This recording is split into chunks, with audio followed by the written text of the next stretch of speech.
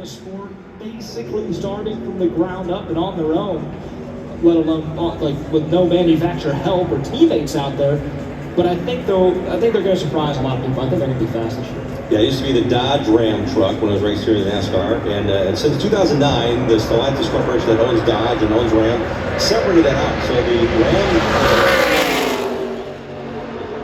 but there's certainly a lot of Dodge fans in NASCAR.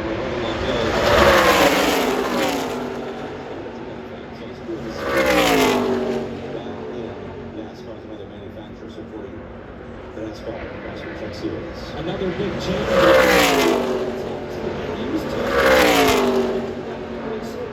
Is the truck you see up on NASCAR